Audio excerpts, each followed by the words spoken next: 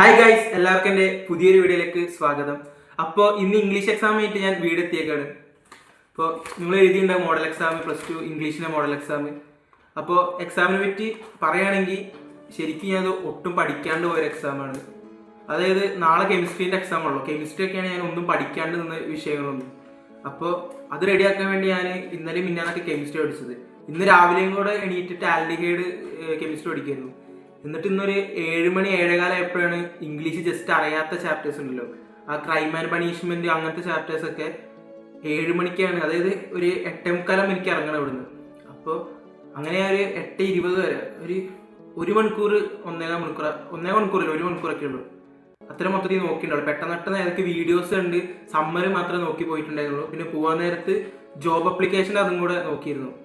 അപ്പോൾ ആദ്യം ഞാൻ ഒന്നും പഠിക്കണ്ടെന്ന് വിചാരിച്ചു. പിന്നെ ഒന്നും പഠിക്കാണ്ട് വെറുതെ എക്സാം എഴുതിയിട്ട് കാര്യമില്ലല്ലോ. അപ്പോൾ കുറച്ച് സമ്മറി മാത്രം നോക്കി, ഫോർമാറ്റ് കാര്യങ്ങൾ അറിയുന്നൊക്കെ വെച്ച് അങ്ങനെ എഴുതാന്നുള്ള നിലയ്ക്കായിരുന്നു ഇന്ന് സ്കൂളിലേക്ക് പോയത്. വലിയ കുഴപ്പമുണ്ടാവില്ല എന്ന് ആദ്യം തന്നെ തോന്നിയിരുന്നു. അപ്പോൾ ഇതാണ് ഇംഗ്ലീഷിൻ്റെ പേപ്പർ. എക്സാമിനെ വെച്ച് ചോദിക്കുകയാണെങ്കിൽ എനിക്ക് ഈസി എക്സാം ആയിട്ടായിരുന്നു തോന്നിയത്. പക്ഷെ ടൈം കിട്ടിയില്ല. എപ്പോഴും വരുന്ന ഇംഗ്ലീഷിൽ പ്രശ്നമാണ് ടൈം കിട്ടാത്തത്. 12 മാർക്ക് ഞാൻ എഴുതിയിട്ടില്ല. 4 മാർക്കിൻ്റെ ഒരു ചോദ്യവും 8 മാർക്കിൻ്റെ ചോദ്യം. ഞാൻ എസ് എഴുതാനാണ് നിന്നത്, അത് എഴുതാൻ പറ്റിയിട്ടില്ല. ബാക്കി പറ്റുന്ന പോലെയൊക്കെ ഒപ്പിച്ച് എഴുതിയിട്ടുണ്ട്. അപ്പോൾ നമുക്ക് ജസ്റ്റ് പേപ്പർ ഒന്ന് അനാലിസിസ് ചെയ്യാം. അപ്പോൾ ഫസ്റ്റത്തെ കാര്യങ്ങളൊന്നും വലിയ കുഴപ്പമില്ലായിരുന്നു. ക്വസ്റ്റ്യൻസ് ഒക്കെ എഴുതിയിട്ടുണ്ട്. ഫസ്റ്റത്തെ 1-2 ക്വസ്റ്റ്യൻസ് എഴുതി, 3, 4 എഴുതി. അതിലെനിക്ക് 4 ചെറിയ ഡൗട്ട് ഉണ്ട്. അതായത് 4 ഞാൻ എഴുതിയത് ഇൻറ്ററപ്റ്റ് എന്നാണ്. അത് ശരിയാണോ തെറ്റാണോ നിങ്ങളൊന്ന് കമൻറ്റ് ചെയ്യാം.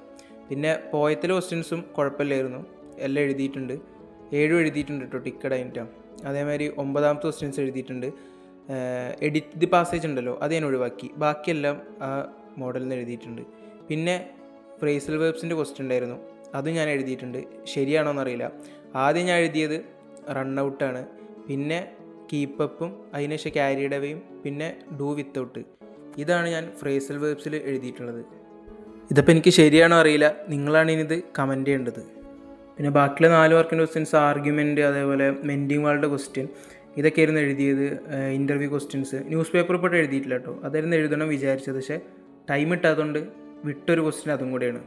6 മാർക്കിൻ്റെ പിന്നെ റോബർട്ട് ബാൾവിൻ്റെ ക്യാരക്ടർ സ്കെച്ച്, മറ്റേ 3Lസിലെ ക്വസ്റ്റ്യൻസ്, ഇമെയിൽ, സ്പീച്ച്, ഇതൊക്കെ എഴുതിയിട്ടുണ്ട്, ഫുൾ എഴുതിയിട്ടുണ്ട്. പിന്നെ എസ് ഞാൻ ലാസ്റ്റത്തേക്ക് അടിപൊളിയായിട്ട് എഴുതണം വിചാരിച്ചു, പക്ഷേ എസ് ഞാൻ എഴുതിയിട്ടില്ല.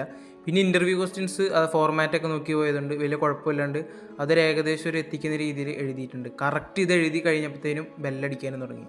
അപ്പം പറഞ്ഞാൽ ഇത്ര സംഭവങ്ങളാണ് എഴുതിയിരിക്കുന്നത്. എസ്സേയും വിട്ടിട്ടുണ്ട് 8 മാർക്കിൻ്റെ, 4 മാർക്കിൻ്റെ ന്യൂസ് പേപ്പർ റിപ്പോർട്ട് വിട്ടിട്ടുണ്ട്. എല്ലാം എഴുതണം വിചാരിച്ചു. എസ്സേയൊക്കെ ലാസ്റ്റത്തെ ക്വസ്റ്റ്യൻ അടിപൊളിയായിട്ട് കുറേ എഴുതാമെന്നൊക്കെ വിചാരിച്ചിരുന്നു. പക്ഷേ കറക്റ്റ് ഞാൻ ഇത് എഴുതിയപ്പോഴത്തേനും, അതായത് ജോബ് അപ്ലിക്കേഷൻ ഒക്കെ എഴുതിയപ്പോഴത്തേനും കറക്റ്റ് ബെല്ലടിച്ച്, അതുകൊണ്ട് എഴുതാൻ പറ്റിയില്ല. എന്നാലും കുഴപ്പമില്ലായിരുന്നു, ഞാൻ ഒന്നും പഠിച്ചിട്ടില്ലായിരുന്നു. ആ രീതി വെച്ച് നോക്കുകയാണെങ്കിൽ അത്യാവശ്യം പെർഫോം ചെയ്യാൻ പറ്റിയിട്ടുണ്ട്. എന്തായാലും ക്രിസ്മസിനേക്കാൾ എഴുതാൻ പറ്റിയിട്ടുണ്ട്. ക്രിസ്മസിനൊക്കെ ഞാൻ ഏകദേശം 18 മാർക്കിന് വിട്ടിരുന്നു. അതിനൊക്കെ അപേക്ഷിച്ച് ഇത്ര ഭേദമാണ്. അപ്പോൾ ഇന്നത്തെ എക്സാമിന് ഇതേ പറയാനുള്ളൂ. അപ്പോൾ നാളത്തെ നമുക്ക് കെമിസ്ട്രി എക്സാമിന് നോക്കാം.